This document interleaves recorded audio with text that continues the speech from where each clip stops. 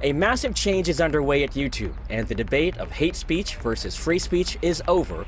YouTube says it's cracking down on hate speech and Holocaust deniers. YouTube will purge its service of hundreds of thousands of videos and channels. It will also get rid of videos that deny events like the Holocaust and Sandy Hook massacre.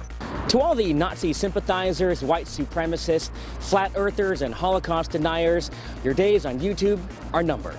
With this announcement in their official blog, quote, "Today we're taking another step in our hate speech policy by specifically prohibiting videos alleging that a group is superior in order to justify discrimination, segregation, or exclusion based on qualities like age, gender, race, caste, religion, sexual orientation, or veteran status." Previously, YouTube only reduced their view count but still left the videos up.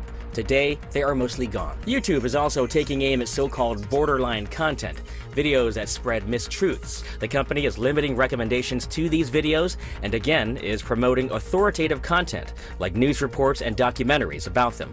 YouTube has tried to play catch up. Okay, we're going to eliminate advertising on those types of videos. We're going to make it harder for those types of creators to be able to share things more often. People that are calling out individual groups, saying that one group is less than another. We saw last week a Vox journalist was targeted by someone that Google and YouTube said, we don't need to take this person down. They're not violating our policies. Well, after enough outcry, they finally did. So really what the content problems come down to on YouTube is people doing bad stuff.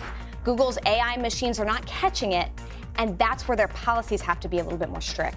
They'll figure out a way to post a video that's just on that borderline so it doesn't necessarily violate the rules, but still, in context, it's really bad. And so that's where Google is really struggling. It's where Facebook is struggling too, this borderline content issue. And so people will say, well, hey, before you just take down my video, why can't you tell me what that borderline is so I know not to go near it? And Google's response, Facebook's too, is, but if we tell the world how our algorithm works, then the world is going to try to beat it. Right. So they're in a very difficult position when it comes to trying to filter out some of this really harmful stuff. But the thing we are trying to do is to bring more authoritative sources and fact checks on videos which may be controversial. We've committed to last year we committed to having over 10,000 people who are working on controversial content. And so I see how much progress that we have already made. We actually have just made changes to our recommendation algorithms as well for not violative content, but borderline content. And so we're bringing that same notion and approach to YouTube so that we can rank higher quality stuff better and really prevent borderline content which doesn't exactly violate policies which need to be removed, but which can still cause harm. YouTube, in these policy changes, at this point has not taken down these videos containing homophobic and racist slurs, for example, against a journalist at Vox.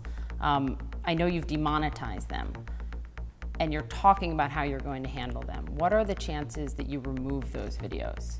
Sort of deciding what speech is okay and what's not? It is definitely one of the hardest things, and in some ways, companies alone aren't fully equipped to handle problems like that because and so I think there is a lot of work ahead, and so I think these conversations are important, but all of us are figuring out how to do it better. So when YouTube announced these new rules that it would take down these videos, that included taking down all of those horrible conspiracy theory videos denying the Sandy Hook massacre. All right, I'd like to talk about the election and election security for the sake of the democracy. Is it these deep fake videos? There could be new ways in which misinformation gets disseminated. We are worried about both shallow fakes and deep fakes, and you don't necessarily need to have deep fakes. You can manipulate videos in many ways, and so it's something we're very concerned about. We are very committed. This is what we do as a company. We provide accurate and trusted and relevant information, and our commitment to approach our work in a nonpartisan way. Let's talk about the spread of disinformation and hate on YouTube as well. So from anti-Semitism to harassment of LGBTQ individuals, conspiracy theory videos about the Parkland shooting or Sandy Hook. Where do you draw the line with YouTube between hate and free speech? It's a line we work hard to get right, and every few years we feel the need to evolve them because we see changes in how the platform is getting used. just last week, we had significant revisions to our hate speech policy. At YouTube, we are very focused on removing harmful content and reducing the spread of what we think of as borderline content. Just last quarter, we removed over 9 million videos, and so it's an ongoing process, but there's more we need to do, and we acknowledge that.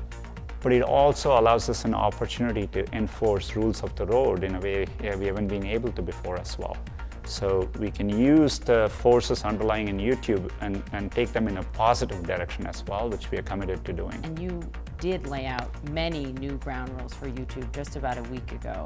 But even a week after doing that, CNN still found that there were white supremacist, white nationalist videos up from Richard Spencer and KKK leader David Duke. You've hired thousands of individuals to handle this.